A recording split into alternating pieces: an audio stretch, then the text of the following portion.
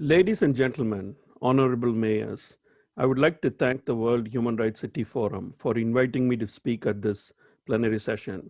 Over the past 10 years, this forum has successfully offered a platform for local governments to exchange experiences and to strive for making human rights a reality for all in our cities and communities. The right to adequate housing enshrined in the International Convention on Economic, Social, and Cultural Rights is one of those rights. Housing is an essential frontline defense in the fight against the COVID-19 pandemic. Stay-at-home orders underline how important access to adequate housing is to protect people and their communities from COVID-19.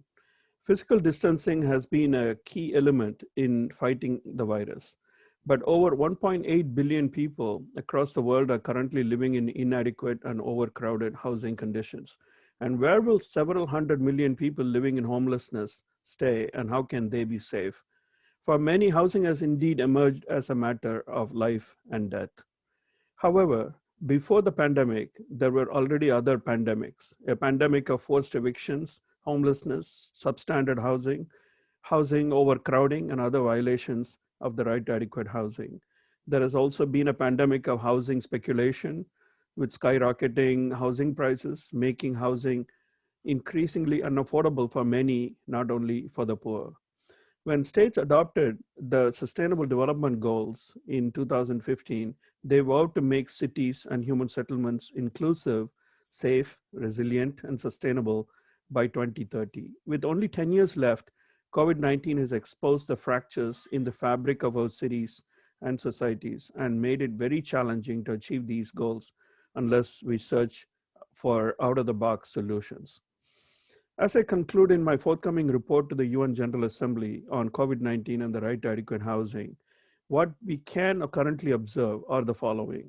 First, the impact of COVID-19 on the right to adequate housing has been very unequally distributed, reflecting pre-existing hierarchies and inequalities along racial, gender, and other lines.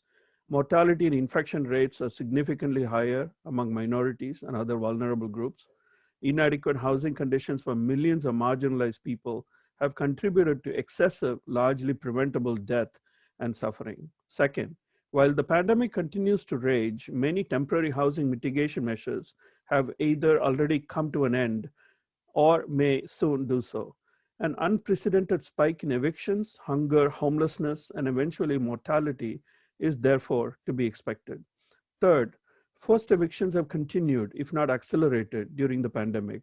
Homeless persons, persons who live in informal settlements, migrant workers, and many other vulnerable groups are now facing worsening conditions with heightened risk of infection, community spread of the virus, and mortality. I believe these outcomes can and should be avoided, and that a better approach to combating the worst impacts of COVID-19 on the right to adequate housing is available and possible, and that local governments can play a key role in this respect. Many local governments have tried to bring housing as a human right and as a social public good. More than 35 cities have endorsed the Municipalist Declaration of Local Governments for the Right to Housing and the Right to the City, including Amsterdam, Barcelona, Berlin, Buenos Aires, Copenhagen, Geneva, Jakarta, Lisbon, London, Mexico City, Montreal, Montevideo, New York, Seoul, Taipei, and Vienna. Similarly, the Guangzhou Guiding Principles for a Human Rights City have recognized that all levels of governments, national, regional, and local, have an obligation to respect, protect, and fulfill all human rights in their own mandates and competence, including the right to adequate housing, and endorsed a human rights approach to urban governance. But the pandemic has made it obvious that too many states, but as well as public authorities at local level, have treated the right to adequate housing as a nice aspirational goal, but not always as a human right that must be realized on the ground. It is a sad fact that it took a pandemic to push many states and local governments to adopt more courageous measures by banning evictions temporarily, by offering relief to mortgage payers, prohibiting rent increases, or providing housing for people experiencing homelessness in empty buildings, hotels, hostels in our cities. Many of these measures were seen as politically difficult, if not impossible, before the pandemic. In many cities, things were suddenly possible for which civil society organizations asked for many years. to provide water and sanitation facilities for informal settlements, to end street homelessness, to make serious efforts to prevent any evictions. What it shows is that if there is a political will, governments can indeed tackle these challenges. Unfortunately, many of these measures are temporary in nature and in many countries have already come to an end.